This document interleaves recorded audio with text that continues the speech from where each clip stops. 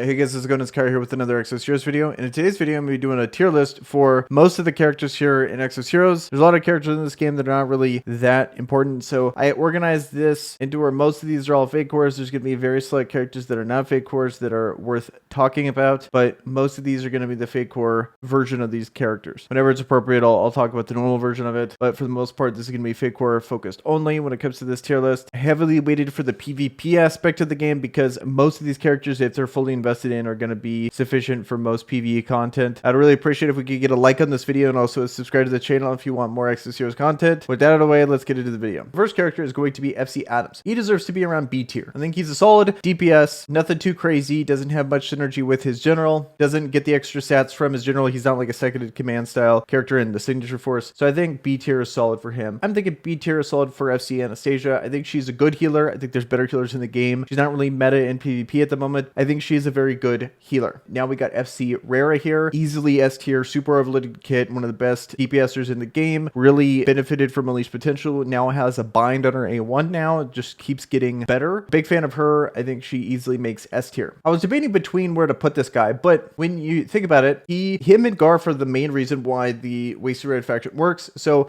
I think he deserves to be S tier. If I were to organize these, I probably would put him at the bottom of S tier because I do think his team is slightly worse than Greenland, or just him objectively, him versus Rera. I think Rera is just a significantly better character. He's one of the main reasons why this Wasted Red team works. Provides so much raw stats to his team, does good damage with his A2, and provides a ton of HP and defense. Has a silence on his A1. I think he deserves to be S tier. We got FC Annie here. I think she definitely is a tier below these two characters, but easily one of my most used characters ever since she came out. She was one of the first, if not the first core reverse. I'm not sure. By far one of the most impactful. Just being able to give 3 mana. It's so versatile. You could use it in Greenland. You could use it in Wasted Red. That's her actual nationality, and I think she's pretty mandatory for that team. I do want to put a difference between characters like her versus these two characters. She's like enabler, and I feel like that doesn't deserve S tier status. She's probably like A tier. You could use her almost anywhere, and you're gonna have a lot of success. Now we got FC Shufraken. For Northern Frosty, him and Valentina are like the best duo in the entire game, so I think he deserves to be S tier. Has a really good passive that, as he has most defense, he's going to be able to essentially execute people that drop low. The FC version of him has a really good move on his A1 and a really impactful A2. So overall, just a really great character you could build a team around and be super successful, if not one of the best teams in the game. Now it's Baileysh here. I think he is C tier. Just the first running passive alone makes him really useful. His typing is actually pretty unique, and he has a good AoE break, so really useful for challenges and stuff. But I think at best he might be kind of like a defensive unit you can throw into a tag team for PvP, but useful for PvE, useful for light and dark days, and that's really mostly it. Fake Core Baraka, it's kind of hard to put them on a tier list. They're almost have to be like a separate blue fake core tier list, but I would say he's a very useful blue fake core. The character is not as useful as the other version of the fake core in my opinion because he doesn't get the access to the core memory, those extra stats, and I think those extra stats are more worthy than the First Guardian passive, but still an amazing character. I've used the First Guardian passive. I kind of like the extra defensiveness to it, but the whole point of this team is to burst you down, get you out of there really quickly, so probably not worth to use a First Guardian passive if you have a high core memory on the other version of Baraka, but still a very good character. The character alone is between A and S tier. I think he's one of the solid A tier characters, with the other version of his fake core probably just being like a higher version of A tier. I don't think he might not deserve S tier. I'm kind of on the fence about that. So next character is going to be FC Zeon. I think I'm going to put him A tier. He has really good resets. He does a ton of damage. I think he doesn't unlock the team, and that's why I don't think he deserves to be S tier. I think the reason why the team works is going to be Raquel and April, and I think those people deserve to be higher rated than the character that is just thriving in that environment set by those characters. So that's why I think he's an A tier character. Absolutely very good character, don't get me wrong. So being A tier is nothing to laugh at here. I just don't think he reaches that next level of some of these other characters here in the tier list. And so then now we got FC Tantalo. Easily makes S tier. This is one of the most oppressive characters in the game, being able to add damage immunity after being crit, and then also reducing the crit damage of these characters when they do crit. Provides so much survivability to your teammates. Definitely unprecedented level of survivability that he provides, and really no one even comes close. So I think he easily deserves this S tier status. So now we got Valentina. I think she deserves to be S tier. This combination here is the scariest combination in the game. She's essentially a nuke that's about to go off if she can go off, and if she does, she's removing all your mana and providing a 7-turn bind. So that is just way too good of a combo, the most impactful combo in the game, and if it goes off, off, it wins you the game. So I think she deserves the S tier status. The thing that was holding her back was just survivability. If you invest in her and have the right core memory, be able to reliably pop off. If you're going the North Frosty way, her and Shufraken are the main reason why it's even worth going for these two. The awakened version of Baraka, slightly better than the blue fake core because he has the extra sets from core memory. Might as well use this guy if you don't have the core memory at 15 to 30% extra stats. And the awakened passive is actually pretty solid too. So very good character, easily deserves A tier. And so now we got Yao here. This is blue fake core Yao. I think you could argue that it's in usefulness, I would say an A tier. The actual character itself, I think, is a C tier character. But being able to have these extra stats for your team, blue fakers are obviously very useful. But when it comes to this character, I think she's a C tier character. You don't really use her in teams much. She just has a decently high nuke, and then she does the attack boost, which I'm not that big of a fan. So we got FC Valarr here. I think a very solid character that to add to your wasted red team, being able to reduce attack with the executioner effect under the command passive, I think fits well what this team is trying to do. It's high survivability, tanky team, really works well with how much raw stats these characters are going to have when you have Rudely going off and Garff and Valarr and Annie on there. So it's definitely a very good character. Learning to appreciate her that deserves her spot up here. I think maybe borderline you could put her in B tier, but I'm going to go with A. Maybe I'm overcorrecting myself when it comes to evaluating her, but I think she is a good character and deserves to be up there. So then FC Bernavas, I'm going to go with C tier for FC Bernavas because I really like the shock synergy with retribution and being able to constantly apply that, and having a character that has all this disruption on a character. The thrust character is significantly faster than most characters that have these abilities. They give them to block characters weirdly enough, and it's just really frustrating. Whereas 80 speed, roughly in that kind of mid-range speed, to be able to apply those things is actually kind of nice. In my opinion, ideally, I would want the game to be able to, you can adjust speeds more. Like if you invest gear that actually has speed gear, I think that would really change this game to being absolutely amazing. It's really just like that one change away. And because right now, these kind of characters are really stuck to whatever speed that their base speed is under. And if you're putting a disruption on a character that's going after everyone that you want to disrupt, like what's the point? So and she has a lot of Jinai synergy who's kind of out of the meta in it. So having more disruption on a character that is really support focused anyway doesn't really fit the theme of what that nation needs at the moment, which is more damage, more ways to close out games, not more ways to provide utility. I actually really like FC Brook here. I think a really solid damage nuker. Also Dragon Order of Chaos, so going to be useful on Friday, Saturdays. Just a really solid nuker, nothing too crazy, probably on the same level of FC Adams. That's why I like her in this B tier category. You see her a lot. I do like that she is tanky. She has this passive that's shared by Bernavas and Valarr, where when she takes damage, she reduces a lot of it, but then she takes more damage after, and it really helps prevent her from being completely nuked down. So I think that's actually pretty useful. So not only is she a nuker, but she's actually a lot tankier than a lot of characters like Deva, for example, or Baraka, that are also characters that are looking to nuke, but she's kind of more safe, if you will. If she gets targeted, she might actually survive it and then be able to kill the other person. So definitely, I'm thinking B tier. And then now we got FC Bernadette, summer character. I think kind of a little underrated, but at the same time, the only use I've really seen her on is Frost Days for Holy Dragon, because she has the passive that allows you to help survive in phase 4 on Tuesdays. Everyone has FC Iris, better characters out there that are significantly more useful. So I would say she's pretty much relegated to tag team only, but at the same time, there's just been more and more characters that have come out since she's come out, so she's probably just going to keep going down the list. I would say C tier character at the moment. Next is going to be FC Bathory. I think she easily makes S tier. Absolutely amazing character. 20% HP to everyone. It has Tranquil that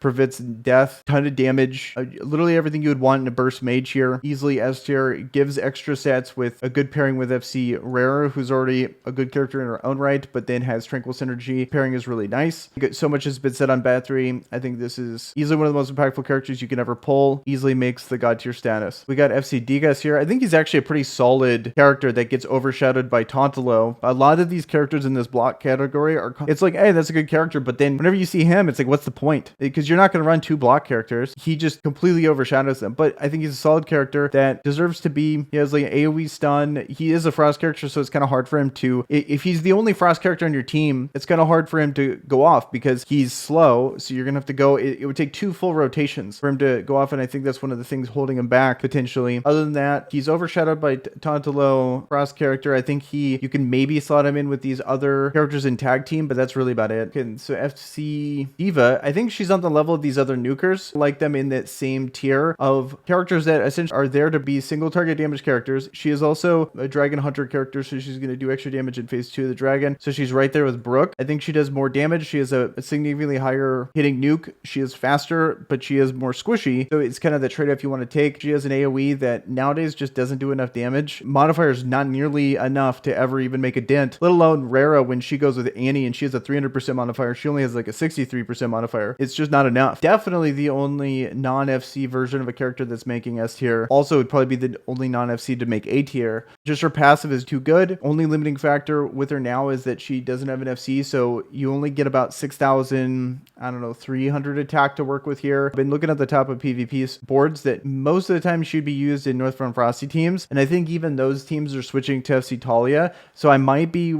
tempted to bump her down to A tier and then keep FC Talia up in this S tier category. She just provides so much healing for your team and it's all on autopilot. It's like borderline God tier now. I think there's other characters that are replacing her. The thing that's holding her back is once she gets the FC, I think that's all out the window. I think she's very solidified an S tier character, but she's missing out on a core memory and she's missing out on a fake core. So I'm going to keep her S tier, but I'm tempted to bump her down to A. So it's like, it's a very tentative S tier. Okay, and then we got FC Emma. I think she's actually pretty solid. I did a video on her if you want to check her out in more detail, but she reduces a ton of defense and she's useful for darkness days. That finding good characters for the days is pretty tough. She has a single target decrease attack and also has a very unique way of providing decreased defense. So I think a very useful character. Okay, I'm going to put Garff here with, rudely just kind of pair him. This is in no order, by the way, but I would say an S tier character. These are the two reasons why this Wasted Red team works. I think she deserves to be in the S tier category. It's a team that competes with all the other teams in the game. It's not, I want to say it's like slightly below, and it has good matchups. It's not like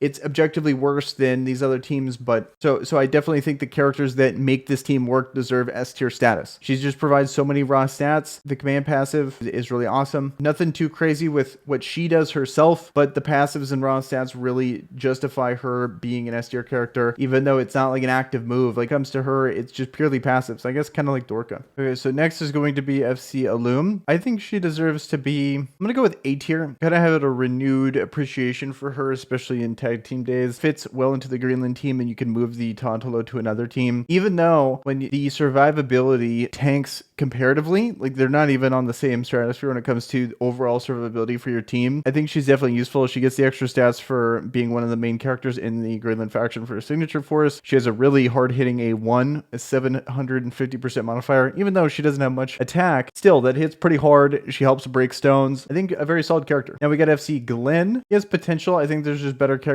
I think a lot of these characters that have this kind of effect, like Bernavas and Glenn, just really get hamstrung by their slow speeds. If the game changes, if based on how gearing works in this game, if it's anywhere similar to other games when it comes to gearing, then maybe he'll get bumped up on the list so we can actually have some diversity and it's not all just main stat based, but I think he's solidly a C tier character. I'm going to also say the same about FC Hekin. I want to put him in the B tier, but I'm just looking at these B tier characters. I can't justify putting Hekin on this level of character. He's a fast character, deceptively hits hard. Like if you look at how much damage he does, it on paper, you're seeing like 249% modifier, I believe, for piercing damage, but it hits really hard. But there's just better characters out in the game, so I think he deserves this C tier status. And we got FC Iris. This is definitely an S tier character. What I really like about her is how easily splashable she is in a lot of different teams. I think the main thing is what you're looking for is a team that really relies on being able to do damage, or if they're doing a lot of AoE damage, you're really going to want to have this to be able to reduce the effects of First Guardian characters. I really like the CC gain on her A2, the extra mana gain on her A1, just overall amazing character. And we got FC Scarlet. I'm going to throw her in the, I think a C tier. I think C tier is fair. They're kind of on the same level as Bernadette here, but surprisingly good. If she can actually get going and gets her CC off with the summer passive, can actually be kind of scary because it's an AoE version of that, and not many people have that. Like a lot of these characters that you see that have this passive, like Iris, for example, is just a single target. So it's imagine having that that flop passive over everyone. So it's surprisingly good, but never really works out. So if you look at the top characters up here, there's just so many things that even if this is good, people are going to just invest in these characters before they ever even consider using her anyway. So now we got FC Jinai. I believe this is currently the only general that I'm willing to put in the A tier category. I think not only general, but out of the viable ones with fake cores, I think she's A tier. Currently, they just don't really have this like guaranteed win condition. Whereas you look at all these other teams, they just have it's a lot more clear in how you're supposed to win the game with them. Whereas with her, she's a really good utility character that manipulates speed, does all these really good things, doesn't have that next step that a lot of these teams have to really solidify and win a match. Next, we have FC Jinn, who has a ton of synergy with FC Jinai here. I think he didn't really do too hot in the whole Unleash Potential thing, so I think he lost a lot of uniqueness because the big thing about him is he could silence on his A1 and 2, and then now all these characters in that kind of range have bind on their A1 and 2, so he got that same passive as they did, but he already had something like that. He needed something a little different to justify his existence. So not only that, just a lot of his effects are really hamstrung to having to be with FC Jinai. Definitely going to be B tier for now. And then we got FC Lepin here. I think she deserved should be on the same level as like FC Anastasia. I like that both of these are two different types of healers. They heal in such different ways. Anastasia is more about really a one big burst heal, whereas Lepin doesn't have as much healing but can revive and provides invulnerability after the revive. So I think that they're both very useful. Especially now with health pools getting so much bigger, being able to just keep people up with a big heal is really useful, and also obviously revive is really useful. So both definitely different characters, but I think they're both right around that same level as B tier level characters. FC Luke, he's about on the same level as Degas for me, overshadowed by Tantalo. Solid character, talked about him in a video. I used to be super high on FC Magi. I thought she was very useful for a very long time. I think she's just getting kind of phased out. There's a lot more characters that are filling her roles and filling it better. So I've definitely knocked her down a peg. She doesn't do enough damage to really be viable in PvP. She does have the first Guardian passive that makes her useful. She does have the passive for Holy Dragon Grounds to where she has Head Dragon Knight and has the ability to do more damage in phase 2. So kind of a triple whammy there for Dragon because she's doing the first Guardian passive, Head Dragon Knight, and helping do damage on phase 2. So, or Dragon Knight Blessing is what it's called. So a solid character, but I think deserves to be C tier. Okay, so Xiakhan here, I'm going to throw him C tier. He's just so weird. He has a whole bunch of different effects and passives that all don't make sense on the character. I feel like they're all counterintuitive. So he has disheartened synergy with Rachel, and then he has moves that are all guaranteed critical hits. It's a thrust character, so they don't have good attack. So you're guaranteeing the critical hit on a character that doesn't have much damage to begin with. He's an awakened character, so he has the mechanic when it comes to like it's like a revenge style. So someone on your team dies, and then he marks the person that killed the guy. So he's trying to get revenge and kill the person, but then he's increasing his own block. Like what?